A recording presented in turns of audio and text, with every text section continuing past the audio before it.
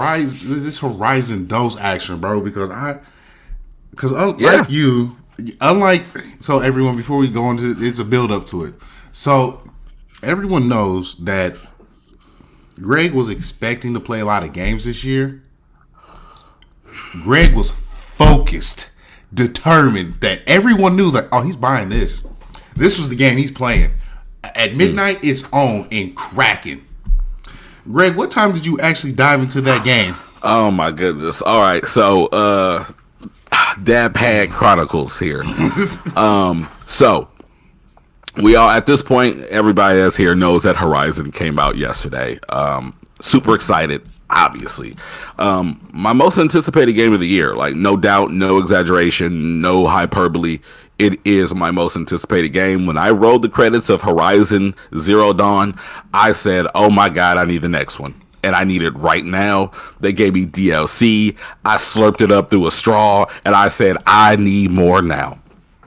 I've been waiting on this game. So, for the last couple months, I've been beating drums from every mountaintop, which isn't many here in Indiana since it's like a flat green and brown blob of mud and dirt and trees. But anyway, I was like, hey, I am off. I'm not dad pad gaming. I am single guy pad gaming. I don't got kids. I don't have a wife. I don't have responsibility. All I have is a trip to the Forbidden West, is what I've been saying for the last couple months. I've been prepping for it all week. So, 2 days before the game launches, somehow my wife ends up scheduling all 4 of our children for a dentist appointment. And I'm like, ooh, but Horizon. But, you gotta make sure your kids are taken care of, So, it sucks, but whatever. So, I'm like, all right, you know what? It's cool. I'm just gonna wake up early because I could play 30 minutes and go to sleep at midnight launch because I'm old. I don't commonly stay up super late anymore. So I'm just going to wake up a little early and I'm going to play in the morning while the kids are ready to go to school. And once the kids go to school, I'll have about 3 hours because my wife works overnight. So the younger kids kind of adapt to her sleeping schedule. And if they don't have preschool, things of that sort, they don't wake up until like 11 o'clock, 12 o'clock. If I'm lucky, 1 o'clock, and it's glorious. So I'm like, it's cool. I got this. I'm just going to go ahead and play, once they go to school. Wake up at 6:30, get the dogs outside, get them water and food, blah, blah, blah. Turn on the PlayStation at 7 o'clock. Get to playing by maybe about 7:10. I play 30 minutes of the game. I got stuff to do. It's all good. I'll be done with this in 15 minutes. What do? I get done in 15 minutes. But what happens next? My daughter starts crying. Why? Because Cora is barking for absolutely no reason. And I'm like, no, Cora, stop. Shh. No, you're going to wake up. And I'm like, oh my God, the baby's up. So I go upstairs, I get the baby. Well, she's 1, so she doesn't really cry like that, but just for dramatic purposes. Right. And I'm like, all right, cool. I'm gonna pop some Eggos in. I'm gonna cut up a couple strawberries, get you a yogurt, and I'm gonna keep it pushing. What happens next? Her big brother comes up from down the stairs. Okay, this is fine. This is okay. We got this. So then what happens? My wife is like, hey, I need to talk to you. Okay. Feed the kids. I sit down. I'm trying to play. My wife wants to talk to me. What does she want to talk to me about? Nothing. Just wants me on the phone with her while she's making her morning runs, which is all cute, fun, and fine and dandy. But I'm trying to Horizon. Anyway, by the time I get ready to sit down again, it's like maybe 11:30, and my kids are like, play with me. And I'm like, no, I'm playing with robot dinosaurs right now. And they're like, play with me. And I'm like, why don't you ask your mom? Play with me. I look over my shoulder. She's asleep. So I'm like, all right, I guess I'm on daddy duty. So I play right up until we go to the dentist appointment. Dentist appointments are terrible. Like, like the two youngest kids are just giving them all types of heat. Like, it's wild. Like, it was like one of those things. Like, the two big kids go back, we're fine. Kai, who is the youngest boy, he goes back. And I'm going to go back with him. But they're like, oh, you know, he's getting older now. Let's see if we can get him to rock on his own. All right, cool. Not happening. So 15 minutes go by and we hear him in the back. I'll do it. And I'm like, then it gets quiet. And I'm like, all right, maybe he just wanted to do it for himself. I don't know what he wanted to do, but he wanted to do it. Next thing I know, all I'm hearing is, no. So I'm like, oh gosh. Seconds later, here comes like the assistant. She's like, hey, I need you to get back here. This guy was okay with him doing everything, like brushing his teeth, flossing his teeth, touching his teeth. But, excuse me. But the moment that they asked him to open his mouth, to put like the little mirror in just to look around, make sure everything is set, he's not having it. Like, the worst is already done. I just want to check. I digress. Yeah. Anyway, so after all of these shenanigans, we're at the dentist appointment. We come back. You know, my wife is like super stressed, and upset. So you know, I got to tend to her because I can't be like, hey, my wife's upset. It's okay. I'm gonna play this game. I'm a terrible husband, even though my goal was to be a terrible husband yesterday. Long story short, well, I guess the long story isn't short because we pretty much told the whole story. Right. But at the end of it all, where I turned on my PlayStation at 7 o'clock in the morning, I finally actually got past maybe the 30 to 40 minute mark of Horizon around maybe 7 o'clock last night. You know, but the good news is I played enough of it now to kind of have an opinion. So, you know, the struggles of being a father and a gamer and a podcaster and a content creator and everything in between. But with that out of the way, so just saying out there, I know last week we were making predictions for Metacritic, and you had predicted, I think you said a 94. 94. So Open Critic came in at 89. Metacritic came in at 88. Okay. So. And I see it, I can see it like high 80s for a reason in this game. Yeah, just from what I've played. Yeah, definitely. So how much Horizon have you played, Perry? I've played at least a good 5 hours, 6 hours into it, and my focus was not story based because I knew, because I know our dynamic, and I knew you would have focused more on like the story element, how they interact with all the characters, and on my end, I did. You know me so well. Yeah, and my end, you know, I was gonna. It's an open world. I'm going to do everything except the main mission. Oh, I did everything except. So I'm not even gonna lie to you. I already have like one tree filled out.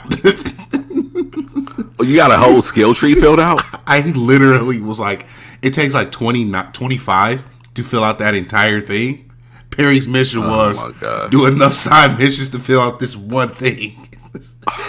Gosh, I got so what skill tree did you fill in? Because I know there's like the hunter, the warrior, survivor, and I forget what the other one is. Infiltrator. There we go. Yeah. So I'm saving up to fill out the first one. That's the actual skill one with the fighting skills. Okay. I'm like, so you're throwing hands out here. Yeah, I'm 5 away. Because I've seen like some of the best armors that I want and bows. So I want to go ahead and fill that one out, and everything else will fall into place. That's the one I'm at. I did go as far, I think, story-wise. I got into getting the exploding spear, which works wonders. Okay. I've done that, and I've all the top half, that entire top half of the map where you begin when you enter the Forbidden West, I've already cleared out. Seriously? I cleared that Goodness. out. I was not playing. You were something else. Yeah, yeah, so you are, I mean, even narrative-wise, obviously, especially with the day I had yesterday, you've gotten a little further than I have. So I've gotten just past the place where I have, like, the shield hover thing. Mm-hmm. Like, I don't even have the ability, and this is light spoiler, of course, guys, so just be in mind of that. Spoilers are, like, the first 4 to 5 hours of the game. But I've got far enough to get to the Forbidden West. I just got the little basically hang glider. Yeah.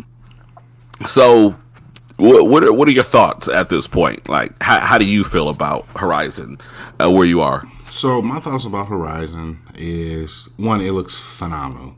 This game looks great. I can't even lie to you. This is a beautiful looking game by far. And when the first time you go underwater, oh my God, the swimming mechanics on how she moves, everything, like you're underwater. So the water looks absolutely clear on top. But then when you go underneath, it actually looks blurry, like you're underwater. So you can't see like clear as day, but you can see well enough. We're like, wow, this is beautiful. For sure. Mechanically wise, it took me a minute to get a understanding of the grappling hook.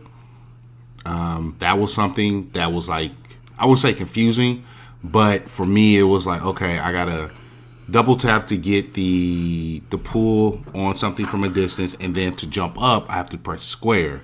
So that took a minute to get a hang of and get used to. But outside of that, it was great. They kind of throw you in as far as battle mechanics. They basically was like, we're not going to hold your hand all the way. Figure it out. And I was really excited about it because not to cut you off, but understand this, and for me it was a kind of a culture shock because I've been playing Zero Dawn so long, I forget what it's like to be back at the bottom of the totem pole, where you have a basic bow, you don't have any hard point arrows, you don't have any precision arrows. It's me, my bow, I've got a basic trip caster and some ice bombs. You know what's funny, man? I have go ahead. I have hard sharp arrows, I have fire arrows, I have poison arrows. I almost bought the fire ones. I almost bought them, but I went ahead and spent those resources to just upgrade my regular bow and just rock with that one before I bought that warrior bow from I think it was Meridian. I got not only the warrior bow. Here this man goes.